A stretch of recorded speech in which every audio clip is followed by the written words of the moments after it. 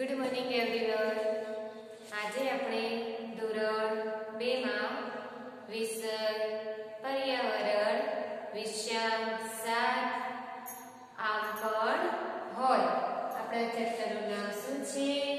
આમ પણ હોય ભાગ 3 ભાગ 2 માં અગાઉની વિડિયો આપણે જોઈ એમાં શું જોયું તમને બધાને યાદ છે ને? સરસ મજાની વાર્તા સાંભળી। ગોરીઓ ગુમ કઈ વાર્તા હતી? ગોરીઓ ગુમ બધાને મજા આવી હતી ને? પછી આપણે એના વિશે વાર્તા સાંભળી અને પછી શું જોયું? ખાલી જગ્યા જોઈ। હવે આપણે પ્રશ્ન જોઈશું। જુઓ તો તમારી સ્વાધ્યાયપોથીની અંદર બધાનું ધ્યાન સ્વાધ્યાયપોથીમાં પેજ નંબર 125 પર અહીંયા પ્રશ્નો આપેલા છે। એ શોમાબાઈ પાસેના બળદોના નામ શું હતા? તો બાળ મિત્રો અહીં હું પ્રશ્ન તમારી સ્વાધ્યાયપોથીમાં આપ્યો છે, જવાબ હું અહીંયા બોર્ડ ઉપર લખું છું આખા શબ્દની અંદર, એ તમારે તમારી સ્વાધ્યાયપોથીની અંદર લખવાનો રહેશે। ઓકે, જો બધાનું ધ્યાન બોર્ડ ઉપર હોવું જોઈએ। જુઓ તો શોમાબાઈ પાસેના બળદોના નામ શું હતા? શોમાબાઈ પાસે જે ખેડૂત હતા એમના જે બળદ હતા એ આપણે વાર્તા સાંભળી, તો એ બળદોના નામ શું હતા? કોણ કહેશે? ચલો, તો એકનું નામ કાળિયો અને એકનું નામ ગોરિયો। જો બાજા કોઈ ધોળિયો ના લખે। ઘણા બાળકો કેવું કરે છે? કાળિયો અને ધોળિયો આવું લખે છે। આપણે કયો શબ્દ લખવાનો છે? ગોરિયો। કાળિયો અને ગોરિયો। ઓકે, જો બોર્ડ પર લખું છું પ્રશ્ન 1। અહીં પ્રશ્ન 11 છે। કયો છે? પ્રશ્ન 11। પ્રશ્નોના જવાબ લખો। તો અહીંયા પ્રશ્ન 1 છે, હું ડાયરેક્ટ જવાબ લખું છું કે શોમાબાઈ પાસેના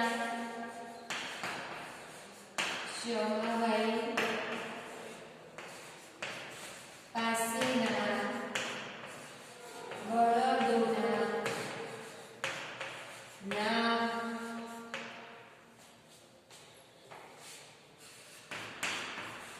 કાળિયો અને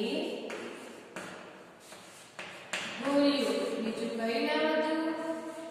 ગોરિયો। આ બે બળદ હતા। કેટલા હતા? 2 બળદ હતા। શોમાબાઈ પાસેના બળદોના નામ શું હતું? તો શોમાબાઈ પાસેના બળદોના નામ કાળિયો અને ગોરિયો, આમ 2 બળદ હતા। બરાબર। હવે જુઓ, આપણે બીજો પ્રશ્ન છે, શોમાબાઈએ જાગીને શું જોયું? ચલો, જવાબ કોણ આપશે? આપણે વાર્તા સાંભળી તો શોમાબાઈએ જાગીને શું જોયું? તો શોમાબાઈએ જાગીને શું જોયું? કે 2 બળદમાંથી 1 બળદ ગાયબ। આપણે શું લખીશું? 2 બળદમાંથી 1 બળદ ગાયબ એવું લખીશું। શોમાબાઈ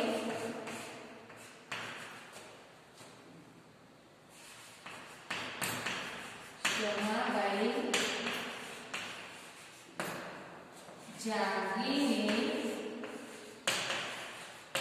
જોયું તો 2 બળદમાંથી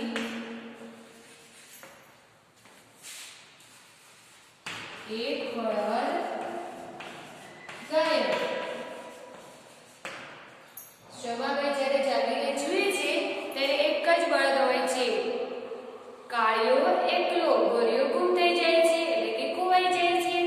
તો શોમાબાઈએ જાગીને જોયું તો 2 બળદમાંથી 1 બળદ ગાયબ।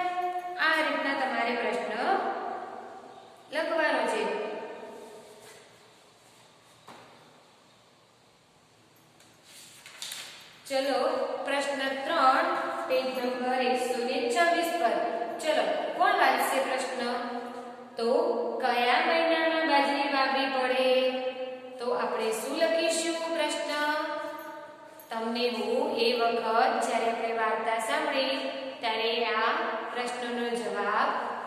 કીધો હતો, કયો હતો ને?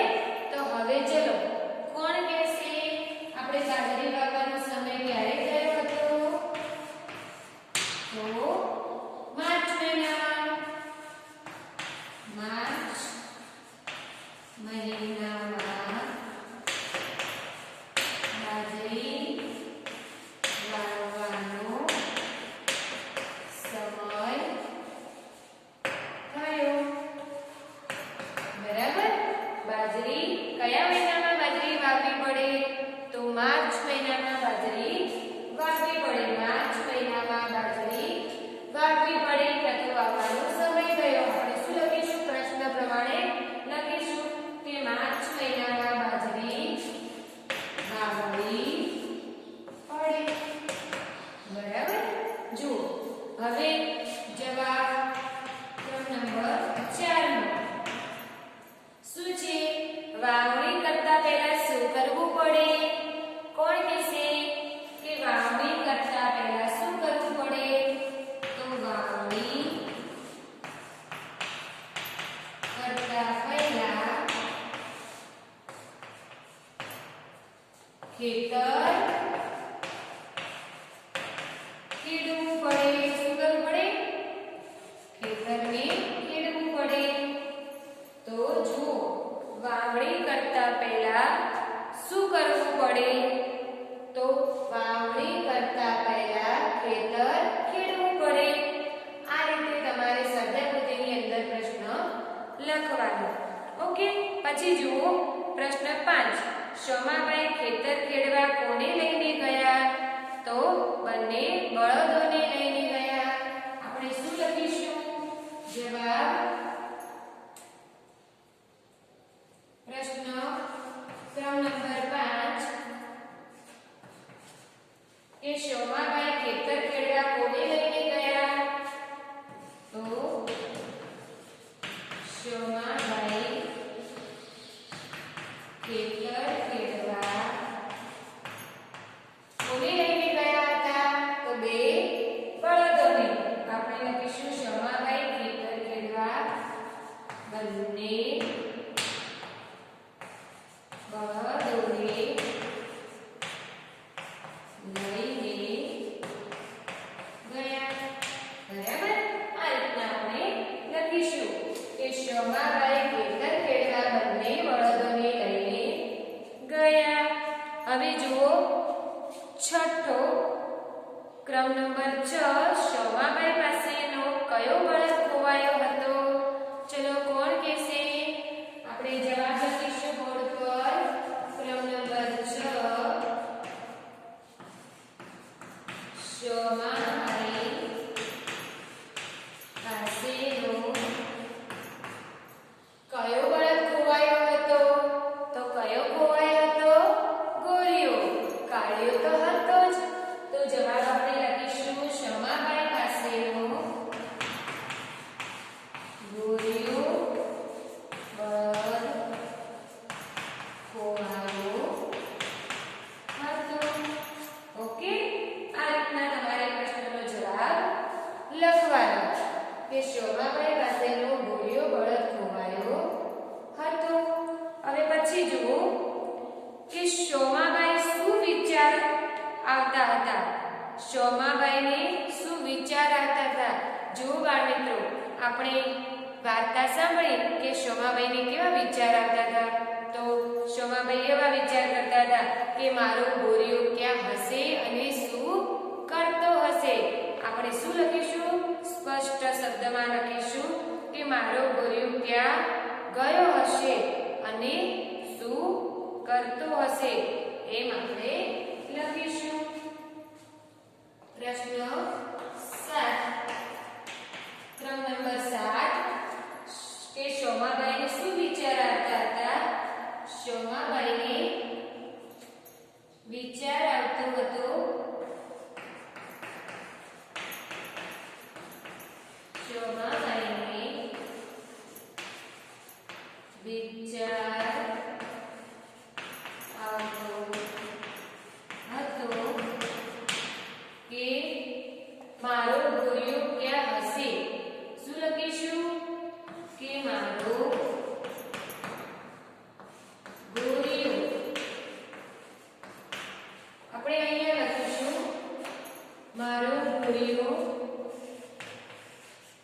ક્યાં હશે ને શું કરતો હશે. બરાબર. આ રીતના શોમાભાઈ વિચાર કરતા હતા. તમારે સત્યાબુદ્ધિમાં લખવાના છે. બરાબર. આજે હું બોર્ડ પર લખું છું ને, પેજ નંબર 126 પર જે પ્રશ્ન આપેલા છે એના જવાબ હું બોર્ડ પર લખું છું. તમારે સત્યાબુદ્ધિની અંદર લખવાના છે અને તૈયાર પણ કરવાના છે. હવે જુઓ 7 રોટલા કેવા હતા. ચલો કોણ કહેશે? કયો પ્રશ્ન છે? 8 કે રોટલા કેવા હતા. તો રોટલા ગરમા ગરમ. કેવા? ગરમા ગરમ અને મોટા મોટા. કેવા? મોટા મોટા હતા. આ રીતના પ્રશ્ન લખવાનો કે રોટલા ગરમા ગરમ અને મોટા મોટા હતા. હવે 9 સપનાને શું ભાવે. કોણ કહેશે કે સપનાને શું ભાવે? ચલો કોણ જવાબ આપશે આનો? સપનાને શું વધારે ભાવતું હતું? તો કોફી. શું પસંદ હતું? કોફી ભાવે. સપનાને શું ભાવે? તો સપનાને કોફી ભાવે. બરાબર. સપનાને કોફી ભાવે. હવે 10 સપનાએ ચીઝ પાડીને શું કહ્યું. કયો પ્રશ્ન છે કે સપનાએ ચીઝ પાડીને શું કહ્યું? તો કે શું કહે છે ચીઝ પાડીને? બાપુ ગોરીઓ આપણો ગોરીઓ. આપણે કેવી રીતે લખીશું? સપનાએ ચીઝ પાડીને કહ્યું. સપનાએ ચીઝ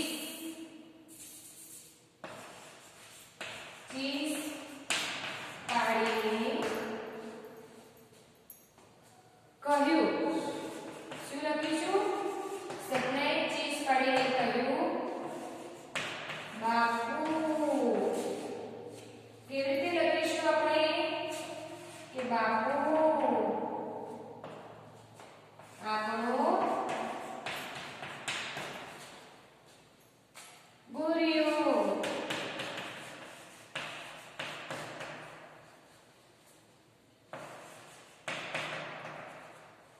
આ રીતના તમારે લખવાનું.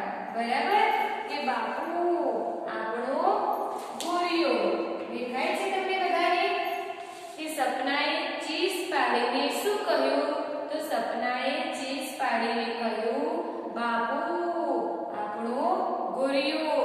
આ રીતે તમારે સ્વાધ્યાયપોથીની અંદર જે પ્રશ્ન છે એના જવાબ લખવાના. પછી જુઓ અહીંયા પ્રશ્ન 12 નીચેના વાક્યો સાચા હોય ત્યાં રાઈટ અને ખોટા હોય ત્યાં ખોટાની નિશાની કરો. તો જુઓ અહીંયા હું ફક્ત નિશાન લખું છું અને પ્રશ્ન અહીંયા આપ્યો છે ક્રમ નંબર 1 ફાળ્યું બળદ ખોવાયો હતો. તો આ વાક્ય સાચું છે ખોટું? ફાળ્યું બળદ ખોવાયો હતો? નહીં, આ વાક્ય ખોટું છે. કયો બળદ ખોવાયો હતો? તો ગોરીઓ. તો આપણે શું લખીશું? આની સામે શાનું નિશાન કરીશું? ચોકડીનું. 1 નંબર શાનું નિશાન કરીશું? ચોકડીનું. બરાબર. આ રીતના તમારે નિશાન કરવાનું. પછી 2 સૌની થાળીમાં રેવાબહેને રોટલો મૂક્યો. તો આ વાક્ય સાચું છે ખોટું? સાચું. કારણ કે સૌની થાળીમાં કોણે રોટલો મૂક્યો હતો? રેવાબહેને. માટે આ વાક્ય સાચું છે. પછી 3 કયું વાક્ય છે? ચલો કોણ બોલશે કે શોમાબાઈની દીકરીનું નામ મેઘના હતું. તો બાળ મિત્રો શોમાબાઈની દીકરીનું નામ મેઘના હતું? ના. શું હતું? સપના હતું. માટે આ વાક્ય ખોટું છે. તમારે અહીંયા ચોકડીની નિશાની કરવાની. પછી 4 સપનાને શીરો બહુ ભાવે. આ વાક્ય સાચું છે ખોટું?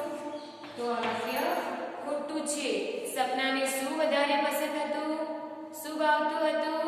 આપણે જવાબ પર લખ્યો કે સપનાને કોફી ભાવે. શું ભાવે? કોફી.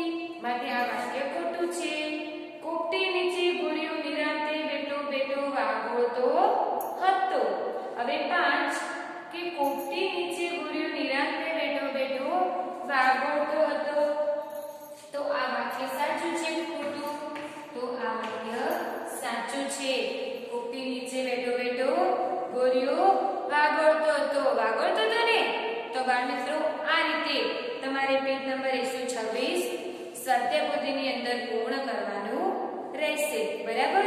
પછી જુઓ, પછી છે વાર્તાના ક્રમમાં વાક્યો ગોઠવી ફરીથી લખો. અહીંયા જુઓ, શોમાબાઈ ખાઈને સૂતા હતા એ રીતના આપ્યા છે. ભાઈ બાજરી દાણા છૂટા પાડ્યા તો ના, આપણે પહેલું કયું આવશે? તો શોમાબાઈ ખાઈને સૂતા. પછી 2 નંબરમાં કયું આવશે? બાજરી વાવવાનો સમય થયો. પછી 3 નંબરમાં શું આવશે? કે શોમાબાઈએ અડધું ખેતર ખેડ્યું. 4 નંબરમાં શું આવશે? 2 બળદમાંથી ગોળીઓ ગાયબ. પછી 4 નંબરમાં શું આવશે? 2 બળદમાંથી ગોળીઓ ગાયબ. અને 5 નંબરમાં ગોળીઓ ક્યાંય ન જોડ્યો. પછી 6 નંબરમાં આવશે બાજરીના દાણા છૂટા પાડ્યા. પછી 7 નંબરમાં આવશે બાજરાનો રોટલો તૈયાર થયો. પછી 8 નંબરમાં આવશે ગોળીઓ રોટલામાં બેઠો હતો. અને પછી આ વાક્યો પૂરા થઈ ગયા. કેટલા વાક્યો છે? 8. તમારે આ રીતે જેમ આપણે વાર્તા સાંભળી એ રીતે ક્રમમાં ગોઠવણી કરી અને અહીં આગળ લખવાના. ઓકે, જે રીતના મેં અહીં કહ્યું ને કે આ રીતે ક્રમમાં ગોઠવણી કરવાની, તો તમારે ક્રમમાં ગોઠવણી કરવાની. પછી જુઓ, અહીંયા જે 127 પર નીચે પ્રશ્ન 14 જે આપ્યો છે. કયો પ્રશ્ન છે? 14. એમાં શું છે કે વાક્યો વાંચીને યોગ્ય ક્રમ આપવાના છે. બાજરી વાવવાનો સમય થયો, તો અહીંયા ક્રમ આપેલા છે. પછી ક્રમ નંબર 1, બાજરી પાકી ગઈ. જ્યારે બાજરી પાકી જાય છે ત્યારે અહીંયા ડોડા લડવા પડે, દાણા છૂટા પાડવા પડે અને બાજરી ચાળણીથી ચાળવી પડે. તો પહેલો કયો ક્રમ આવશે?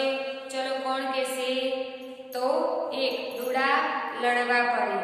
પછી બીજા સમય જુઓ, અહીંયા હું બોર્ડ ઉપર લખું છું, તમારે ધ્યાનથી જોવાનું છે અને પછી સ્વાધ્યાય અંદર લખવાનું પણ છે. બરાબર. જો બધાનું ધ્યાન અહીં હોવું જોઈએ. અહીંયા હું ક્રમ આપું છું. આ પ્રશ્ન 14 છે, એનો ક્રમ નંબર 1 કયો છે? બાજરી પાકી ગઈ. બાજરી પાકી ગઈ. તો આપણે ક્રમ શું આપીશું ચોરસની અંદર? પહેલો એક ક્રમ આપીશું ડોડા લડવા પડે. શું કરવું પડે? લડવા પડે. પછી 2 માં આપીશું બાજરી ચાળણીથી ચાળવી પડે. 2 માં આપીશું બાજરી ચાળણીથી ચાળવી પડે. પછી 3 નંબર આપીશું દાણા છૂટા પાડવા પડે. દાણા છૂટા પાડવા પડે. આ રીતે તમારે ક્રમ આપવાના. ઓકે. પછી જુઓ, બાજરી ભેગ લાગે તો અહીંયા તગારામાંથી બાજરી કોથળામાં નાખવી પડે.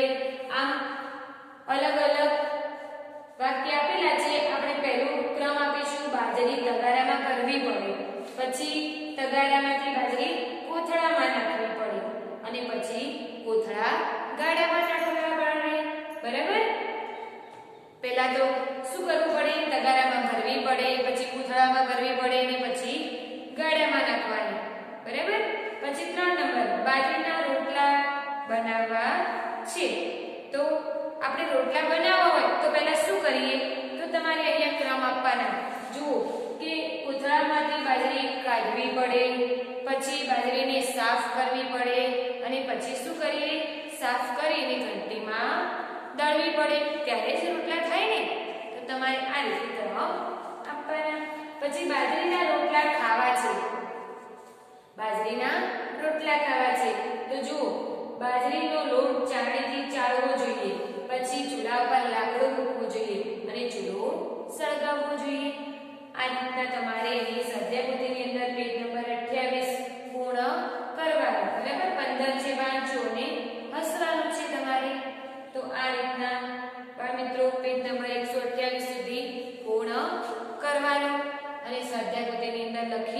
અને તૈયાર પણ કરવા. Okay, thank you. આગળ નેક્સ્ટ વિડીયોમાં જોઈશું.